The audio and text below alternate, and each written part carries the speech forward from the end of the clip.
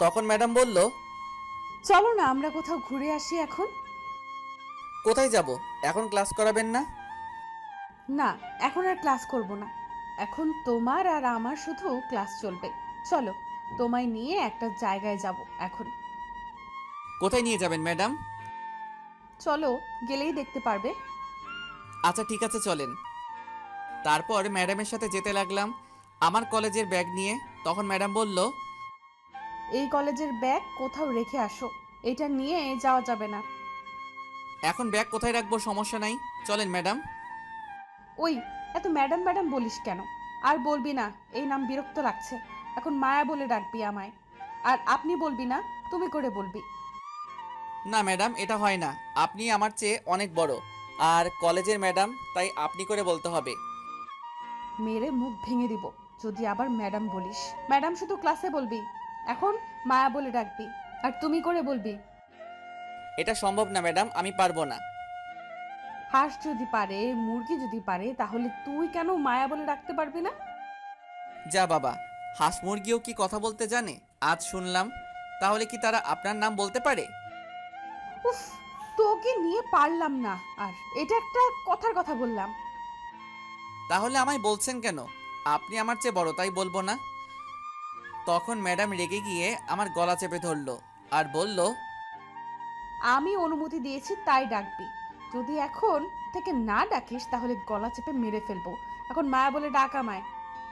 গলা ছাড়েন, ব্যথা পাচ্ছি। ছাড়বো, তাহলে মায়া বলে ডাকো। আচ্ছা ঠিক আছে, গলা ছাড়েন বলছি। তারপর ম্যাডাম গলা ছেড়ে দিল আর বলল, এখন বলো। ম্যাডাম চলেন। তুই আবার বলছিস? তোকে খুন করে ফেলবো আমি এখন। আরে দাঁড়ান দাঁড়ান, একটু সময় লাগবে। ম্যাডাম বলা পুরনো অভ্যাস, তাই। আবার বলছিস তুই এই নাম? আর একটুও সময় দেব না। মায়া বল এখন। ওকে ম্যাডাম, থুক্কু মায়া। হুম, এখন মায়া মায়া বলে মুখস্থ করতে থাকো, চলো। ওকে ম্যাডাম, থুক্কু মায়া। কোথায় যাব এখন? মরতে যাব, চলো।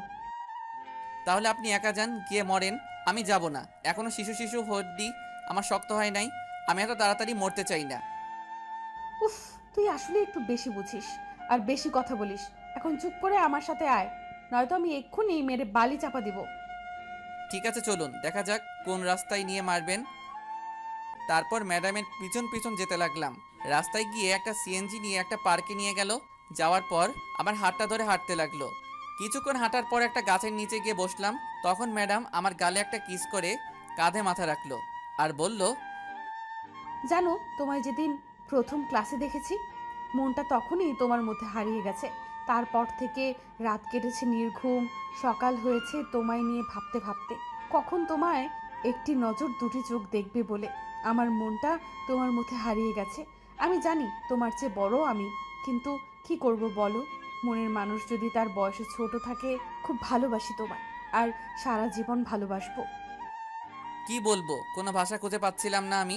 এতটা ভালোবাসে আমায়। তখন তার চোখের দিকে তাকিয়ে দেখি আমার চোখের দিকে গভীর ভালোবাসা নিয়ে তাকিয়ে আছে। ম্যাডাম তার চোখের থেকে আমার চোখ যেন এখন সরাতেই পারছি না। তার মায়ায় মনে হয় জড়িয়ে যাচ্ছি। তখন ম্যাডাম বলল, তোমার চোখ বলছে তুমিও আমায় ভালোবাসো, তাহলে সেটা মুখ ফুটে বলো না কেন? ম্যাডামের কথায় কিছুটা অবাক হলাম। তাহলে কি সত্যি আমি তাকে ভালোবেসে ফেলছি? কিন্তু কোথায়? আমার তো মনে হচ্ছে না। সেই ফিলিংস আসছে না কেন? নাকি আমি ভালোবাসাটা বুঝতে পারছি না। ম্যাডাম আমি বাসায় যাব, চলেন। এখন মাত্র আসলাম, আর কিছুক্ষণ থাকি, প্লিজ প্লিজ, তারপর চলে যেও। কেন জানি আর না করতে পারলাম না। আমারও থাকতে মন চাইছে। এমনটা তো আগে হয়নি, তাহলে এখন হচ্ছে কেন? তারপর কিছুক্ষণ ঘুরে ফিরে বাসায় চলে আসলাম। আসার সময় ম্যাডাম অনেকগুলো কিস করছে। এসে দেখি আদিবা চলে আসছে বাসায়, আর কার সাথে জানি কথা বলছে। তখন আমায় দেখে দৌড়ে এসে বলল, ভাইয়া, এই নাও, খালামণি কথা বলবে তোমার সাথে। তারপর ফোনটা নিয়ে সালাম দিলাম। তারপর বললাম, কেমন আছো খালা তুমি? আমি ভালো খারাপ থাকলে খোঁজ নাই কে? তুই তো ভুলেই গেলি আমাদের।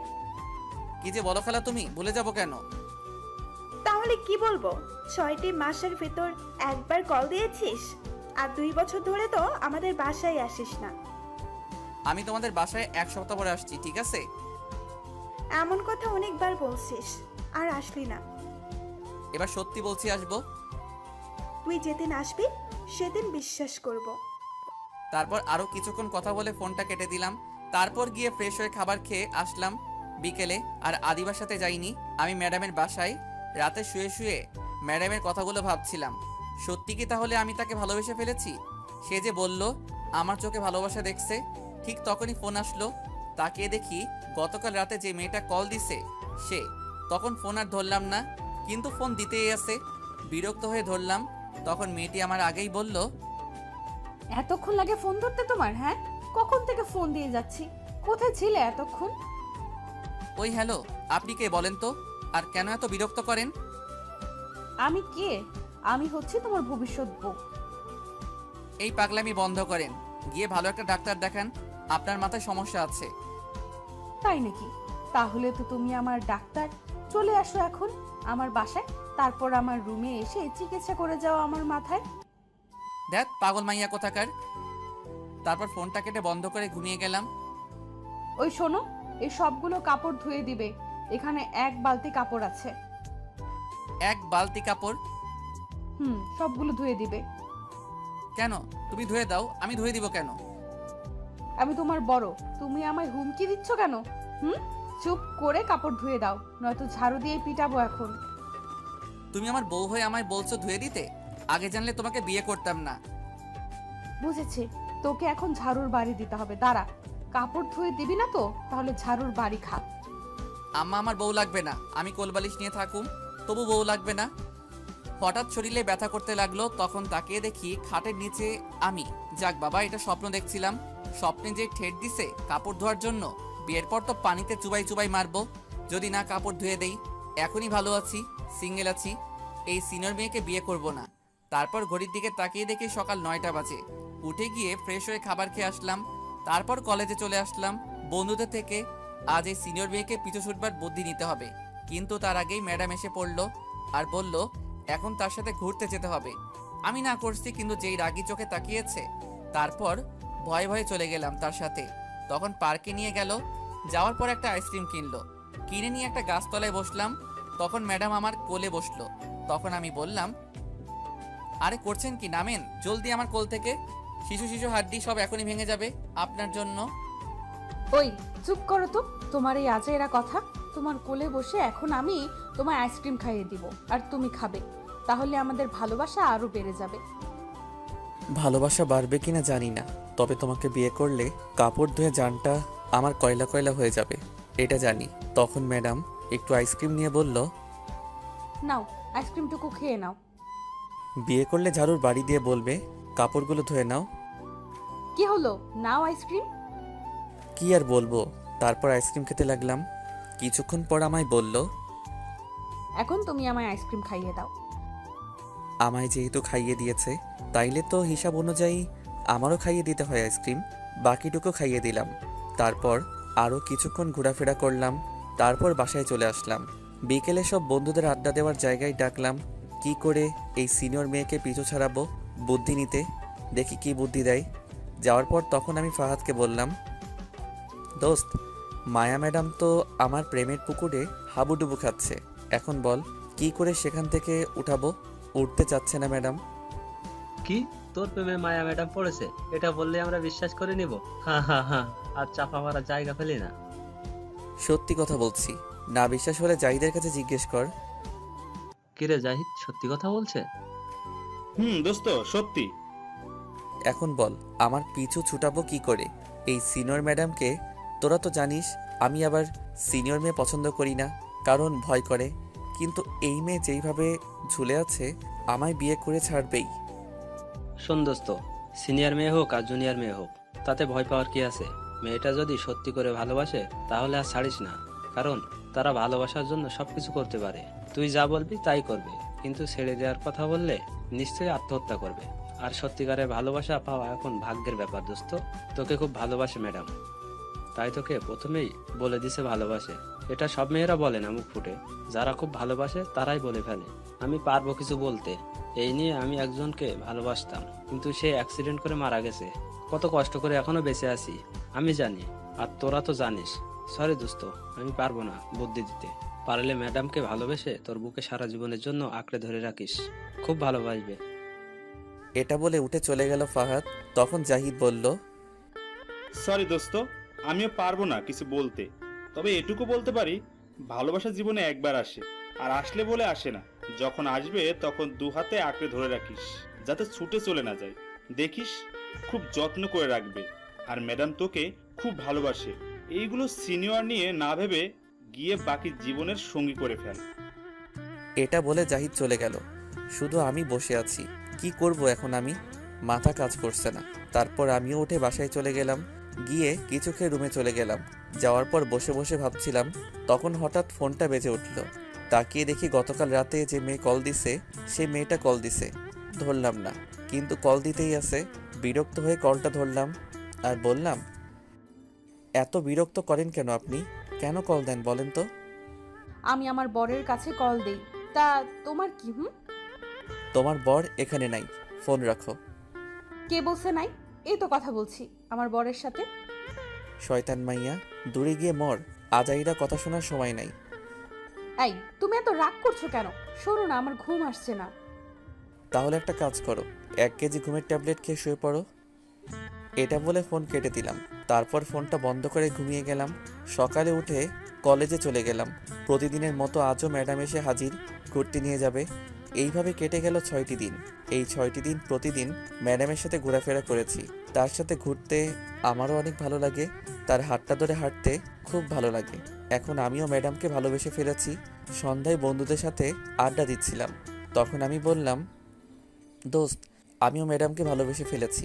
গতকাল খালার বাসায় যাব, সেখান থেকে এসে বলে দিব ভাবছি। সত্যি বলছিস? তাহলে তো খুব ভালো, তাড়াতাড়ি তোর আর ম্যাডামের বিয়ে খেতে পারবো। আরে এত তাড়াতাড়ি না, বিয়ে আরেকটু দেরি করে করব। তার আগে আমরা বিয়ের কথা বলতে যাব, তোর মাকে নিয়ে। এই না না, এমন করিস না, আগে খালার বাসা থেকে আসি, তারপর না হয় যা করার করিস। আচ্ছা ঠিক আছে। তারপর আরও কিছুক্ষণ আড্ডা দিয়ে চলে আসলাম বাসায়। এসে খেয়ে রুমে চলে গেলাম, গিয়ে তারপর ঘুমিয়ে গেলাম। সকালে উঠে ফ্রেশ হয়ে অল্প কিছু খেয়ে রেডি হয়ে আব্বু আম্মুর কাছ থেকে বিদায় নিয়ে চলে গেলাম। বাস স্টেশন গিয়ে একটা টিকিট কাটলাম কুমিল্লার। তারপর বাসে উঠে গিয়ে সিটে বসে পড়লাম। কিছুক্ষণ পর বাসটা ছেড়ে দিল। এদিকে ম্যাডাম কলেজে এসে আমায় খুঁজতে লাগলো। আমায় না পেয়ে জাহিদের কাছে গিয়ে জিজ্ঞেস করলো। তখন জাহিদ বলল, আমি খালার বাসায় গিয়েছি। এটা শুনে ম্যাডাম মন খারাপ করে কলেজ থেকে চলে আসলো। বাসায় আসার পর মায়ার আম্মু বলল, কিরে, আজ এত জলদি চলে এলি যে? মন খারাপ মনে হচ্ছে। না আম্মু, কিছু হয়নি, এমনি ভালো লাগছে না, তাই চলে আসছি। এটা বলে ঘরে চলে গেল মায়া। এদিকে আমি বাস থেকে নেমে খালার বাসার রাস্তা চিনতে পারছি না, কোন দিকে। অনেক আগে গিয়েছিলাম তাই চিনতে পারছি না। তখন খালাকে ফোন দিলাম। হ্যালো খালা, কই তুমি? তোমাদের বাসা কোথায়? এখানে তো গাড়ি ছাড়া কিছুই দেখতে পারছি না। শয়তান, তুই আবার ফাজলামো শুরু করছিস? আরে ফাইজলামো না, সত্যি, এখানে তো গাড়ি ছাড়ার কিছু নাই। তুই কি সত্যি আসছিস নাকি? সত্যি আসছি। এখন বাস স্টেশন এসে নিয়ে যাও। তুই একটা রিক্সাকে বল এই ঠিকানা অনুযায়ী নিয়ে আসতে, তারপর আমি নিতে যাব। আচ্ছা ঠিক আছে খালা। তারপর ফোনটা কেটে একটা রিক্সা নিয়ে চলে আসলাম ঠিকানা অনুযায়ী। তারপর খালাকে কল দেওয়ার পর আমায় নিয়ে গেল। এসে খালার কোনো ছেলে নেই, 2টি মেয়ে, নাম তাহনা আর তানজিলা। তানহা হচ্ছে বড়, এবার কলেজে উঠছে, ইন্টারে পড়ে। আর তানজিলা হচ্ছে ছোট, এবার ক্লাস 10ম শ্রেণীর ছাত্রী। আর খালুর একটা কাপড়ের দোকান আছে। যাওয়ার পর সবাই খুশি, অনেক দিন পর আসছি। তাই যাওয়ার পর তানজিলা বলল, ভাইয়া, এবার কিন্তু অনেক দিন থাকবে, তুমি অনেক দিন পর আসছো। না রে বোন, বেশি দিন থাকতে পারবো না, কলেজ আছে। কলেজ আছে বলে কি হয়েছে, তুমি অনেক দিন পর আসছো কিন্তু। আচ্ছা, 1 সপ্তাহ থাকবো, হয়েছে? খুশি এবার? তারপর আরও কিছুক্ষণ আড্ডা দিয়ে আমায় একটা রুম দেখিয়ে দিল। সেটাতে এসে ফ্রেশ হয়ে বসে আছি। তখন খাবার খাওয়ার জন্য এসে ডাকলো। খেয়ে এসে কিছুক্ষণ বাসার আশেপাশে ঘোরাঘুরি করে চলে আসলাম। রাতে খেয়ে দিলাম একটা ঘুম। এদিকে সকালে উঠে মায়া কলেজে গিয়ে দেখে আজও আমি আসি নাই, মন খারাপ করে চলে আসলো। এইভাবে কেটে গেল 3 দিন। মায়া আর না দেখে থাকতে পারছে না, পাগল হয়ে যাচ্ছে দেখার জন্য। প্রতিদিন জাহিদকে গিয়ে জিজ্ঞেস করে কবে আসবো, কিন্তু বলে কিছুদিন পর। পরের দিন দুপুরে মায়া তার রুমে শুয়ে আছে। তখন তার আম্মু এসে বলল, মায়ামা, আমার উঠে একটু রেডি হয়ে নে, তোকে দেখতে কিছু লোক আসছে। এটা শুনে মায়া লাফ দিয়ে উঠে পড়ল। তখন অবাক হয়ে বলল, কি বলছো তুমি আম্মু?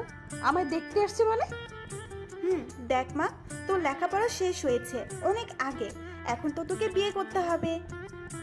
বিয়ে তো করবো, কিন্তু এইভাবে না বলে নিয়ে আসছো কেন? আমি কিচ্ছু জানি না, সব তোর আব্বু জানে, তোর আব্বু নিয়ে আসছে। আমি এই বিয়ে করব না। সেটা তোর আব্বুকে গিয়ে বল, আমায় বললে কোনো লাভ হবে না।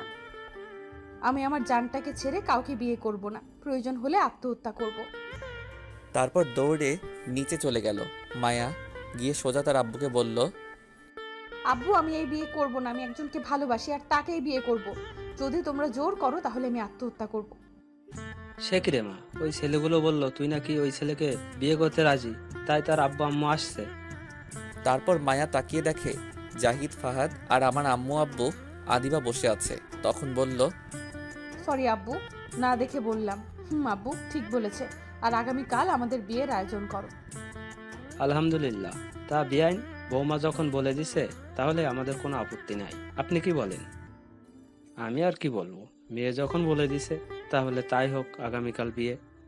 তারপর জাহিদ আর ফাহাদ উঠে ম্যাডামের কাছে গিয়ে বলল, উফ, কত কষ্ট করতে হলো আমাদের। ম্যাডাম, এখন আমাদের কিছু ট্রিট দিন, চলে যায় একেবারে। বিয়ের ডেট ফাইনাল করে দিলাম, দিন। ধন্যবাদ তোমাদের। এই নাও, এখানে 10,000 টাকা আছে, সব নিয়ে নাও। তারপর জাহিদ আর ফাহাদ টাকা নিয়ে খুশিতে লাফাতে লাফাতে চলে গেল। এদিকে রাতে শুয়ে আছি, তখন আব্বু কল দিয়ে বলল, আগামীকাল যেন তাড়াতাড়ি চলে আসি। জিজ্ঞেস করলাম কেন? বলল সারপ্রাইজ দিবে, সাথে খালাকে নিয়ে আসতে সবাইকে। তারপরের দিন দুপুরে রওনা দিলাম সবাই মিলে। সন্ধ্যায় চলে আসলাম। আসার পর দেখি বাসাটা লাইট দিয়ে সুন্দর করে সাজানো। কিসের জন্য বুঝতে পারছি না। আব্বুর অনেক বকা খেতে হলো দেরি করে আসার জন্য। তারপর একটা পাঞ্জাবি পায়জামা দিয়ে বলল তাড়াতাড়ি পরে আসতে।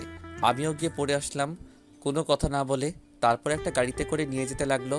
ম্যাডামের বাসার সামনে গিয়ে থামালো। আমি অবাক হয়ে আছি, এখানে আসলো কেন? তখন জাহিদ পাশে ছিল। আমি বললাম, কী রে দোস্ত, ম্যাডামের বাসা সাজানো, আমাদের বাসাও সাজানো, বুঝলাম না। আর আমরা এখানে আসলাম কেন? আজ তোর আর ম্যাডামের বিয়ে। কি কি করে হলো এটা? তুই যেদিন থেকে কলেজে যাসনি সেদিন থেকে ম্যাডাম মন খারাপ করে কলেজে আর গিয়ে ক্লাস করায়নি, তাই আমি আর ফাহাদ মিলে তোদের বিয়ে ঠিক করে দিলাম। শালা, আমি বলছিলাম আসার পর সব করিস, কিন্তু তোদের বিয়ে খাওয়ার আর তর্স হইছে না। এটা না করলে 10,000 টাকা মিস হতো। ম্যাডাম খুশি হয়ে আমাদের 10,000 টাকা দিয়েছে। যাক, ভালো কাজ করছিস দোস্ত, আমায় কিন্তু সেখান থেকে কিছু টাকা দিস।